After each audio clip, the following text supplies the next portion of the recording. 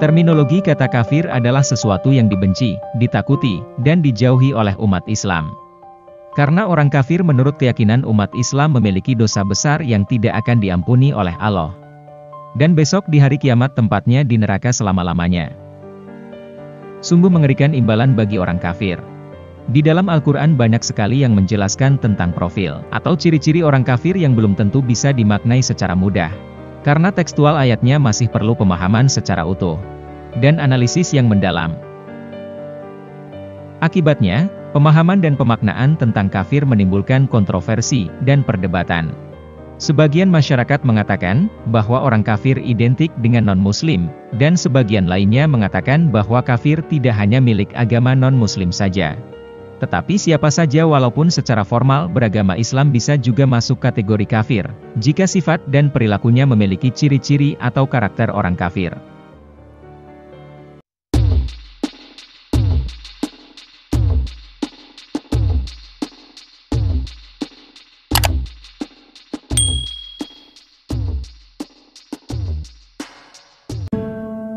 Umumnya, ulama atau orang awam menganggap bahwa jalan satu-satunya menuju surga adalah melalui agama Islam. Sehingga pada agama selain Islam, sama sekali tidak tersedia jalan untuk keselamatan di akhirat. Agama-agama seperti Kristen, Yahudi, Hindu, Buddha, maupun agama selain Islam tidak dapat masuk surga, dan tempatnya adalah di neraka selamanya. Tentu, anggapan seperti itu adalah hal yang sah-sah saja. Sebagaimana halnya juga akan sah jika ada yang memiliki pandangan yang berbeda dengan pendapat tersebut. Sebab, pandangan dan pemikiran dalam Islam tidaklah seragam. Pandangan dan pemikiran dalam Islam sifatnya beragam, dan warna-warni. Dan kesemua itu diridhoi dan direstui oleh Tuhan. Di samping ulama-ulama yang mengatakan bahwa umat Yahudi dan Nasrani tidak akan selamat, ada juga ulama-ulama dan cendekiawan Muslim yang memiliki pandangan yang berbeda. Mereka berpandangan bahwa kalangan non-muslim tidak selamanya masuk ke dalam neraka. Mereka juga bisa masuk ke dalam surga. Dalam Quran Surat Al-Baqarah ayat 62, maka akan membuka mata kita tentang fakta itu. Allah mengatakan, sesungguhnya orang-orang yang beriman, orang-orang Yahudi, orang-orang Nasrani, dan orang-orang Syabi'in. Siapa saja yang beriman kepada Allah dan hari kemudian, dan berbuat baik, maka mereka akan mendapatkan ganjaran dari Allah, dan mereka tidak perlu sedih dan khawatir. Quran Surat Al-Baqarah ayat 63. Lewat firman itu, Allah dengan sangat jelas menayangkan kepada para pembaca, bahwa mereka yang beriman kepada Allah dan hari kemudian, dan melakukan amal kebajikan dari kalangan Yahudi, Nasrani dan Syabi'in, akan diberikan ganjaran oleh Allah berupa surga. Syaratnya adalah 3 hal tersebut, beriman kepada Allah, beriman kepada hari akhir, dan berbuat baik. Cukup dengan melakukan ketiga itu, mereka akan diganjar surga. Pertama, pendapat Abdul Muqsid Ghazali tentang non-muslim masuk surga. Abdul Muqsid Ghazali, salah satu seorang dosen dari UIN Jakarta, mengatakan bahwa ayat surat Al-Baqarah tersebut pada hakikatnya tidak menerangkan kalau orang Yahudi, Nasrani, dan Syabi'in wajib mengimani Nabi Muhammad, dan masuk ke dalam agama Islam. Ayat itu hanya mengisyaratkan kepada kita tentang kewajiban beriman kepada Allah, dan hari akhir. Perkataan bahwa golongan-golongan dari Yahudi dan Nasrani wajib mengimani Nabi Muhammad, menurut Muqsid, bukanlah perkataan Al-Quran, melainkan perkataan para mufasir. Namun tetap saja ada ulama yang menolak ayat itu sebagai dalil keselamatan bagi non-muslim. Mereka berdalih, bahwa ayat bercerita tentang orang-orang Yahudi, Nasrani, dan Syabi'in sebelum kedatangan Nabi Muhammad. Kemudian pendapat kedua, dari Muhammad Ali. Terhadap argumen mereka ini, Profesor Muhammad Ali, salah satu dosen dari Universitas California, mengajukan pertanyaan yang menohok. Jika ia orang-orang Yahudi, Nasrani, dan Syabi'in, yang dimaksud pada ayat itu adalah orang-orang yang hidup sebelum Nabi Muhammad, apakah itu berarti bahwa orang Islam yang juga dimaksud oleh Al-Quran hanyalah orang Islam yang hidup di zaman Nabi Muhammad saja? Jawabannya tentu tidak. Karena jika iya, hal itu tentu bertentangan dengan doktrin dan karakter bahwa Al-Quran akan selalu relevan sepanjang zaman.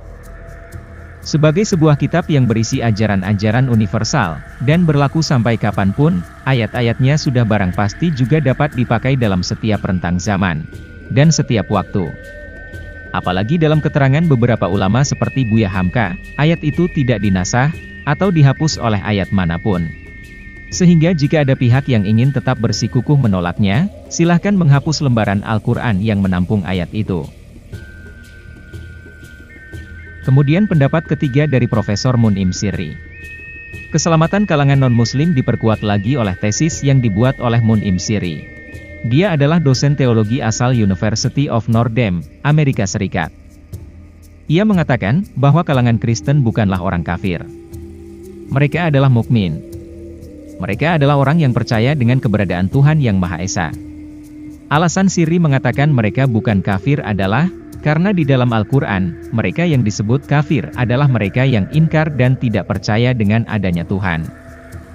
Dengan memasukkan umat Kristen dalam kategori orang yang beriman itu, maka dengan jelas kita dapat berkata bahwa keselamatan tersedia bagi mereka juga. Sebab, Allah menjamin surga bagi orang-orang beriman. Yang Allah tidak jamin surga untuknya adalah untuk mereka yang kafir. Yakni, orang-orang yang menentang kebenaran dan menolak keberadaan Tuhan Yang Maha Esa. Lalu pendapat keempat dari Fazlur Rahman.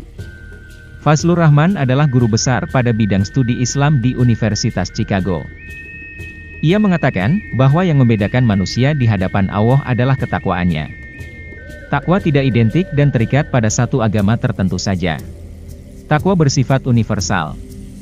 Sehingga ia dapat saja bertempat pada diri orang Islam, Kristen, Yahudi, ataupun Syafi'in. Apalagi kasih sayang Allah sangatlah luas. Dengan kasihnya yang luas itu, jalan keselamatan dibuka bagi semua orang yang ingin mendekat kepadanya. Sebab, sebagaimana menyitir pendapat Ibnu Taimiyah, esensi Tuhan adalah Maha Pengasih. Sehingga marahnya Tuhan bersifat sementara, dan kasihnya bersifat selamanya. Ibnu Al-Jauziyah menuliskan, sebagaimana disandarkan oleh Muhammad Ali dalam tulisannya, memaafkan lebih disukai Allah daripada mendendam. Kasihnya lebih disukai daripada hukumannya. Sayangnya lebih disukai daripada keadilannya. Begitupun dalam kesempatan lain. Tuhan sering digambarkan sebagai zat yang kasih sayangnya melingkupi segala sesuatu. Pendapat Ibnu Taimiyah tentang keselamatan cukup berlapis dan kompleks. Prinsipnya adalah, kenabian dan akal sehat tidak harus bertentangan. Dalam Al-Quran menurut Ibnu Taimiyah adalah, nasib beberapa manusia seperti Abu Lahab yang pembangkang sudah dijelaskan. Tapi nasib kebanyakan manusia belum dijelaskan, dan karena itu menjadi hak Tuhan semata. Tuhan saja yang menentukan siapa yang selamat, dan siapa saja yang tidak selamat. Yang tidak selamat pun macam-macam, dan tetap mendapat rahmat Tuhan. Bagi Ibnu Taimiyah sendiri, surat Al-Baqarah ayat 62 tadi berlaku sepanjang zaman. Menurutnya, neraka memang sangat lama, tapi tidak selamanya. Dengan merujuk Al-Quran surat Al-An'am ayat 128, kemudian surat Hud ayat 106-108, dan surat An-Naba ayat 23 adalah neraka bagi manusia yang berdosa menurut Tuhan. Surga juga akan ditempati oleh penduduk mantan penghuni neraka. Adapun penduduk surga adalah, sebagai wujud kasih sayangnya kepada semua manusia, yang bersifat selamanya. Itu karena karakter Tuhan adalah pengasih dan penyayang. Marahnya Tuhan terjadi secara situasional. Karena Tuhan Maha Kuasa dan Maha Adil, Dia melakukan apa yang Dia kehendaki, secara adil. Tidak ada ciptaannya yang bisa menghentikannya untuk memasukkan semua manusia ke surga pada akhirnya. Ibnu Qayyim pun berpendapat, bahwa esensi Tuhan adalah Maha Pengasih. Marahnya bersifat temporal. Karena itu, surga adalah abadi, dan neraka tidak abadi. Surga itu luas. Akan tetapi, saya juga ingin mengatakan kepada para penonton semua, bahwa berbicara tentang surga dan neraka, bukanlah tugas dan urusan kita.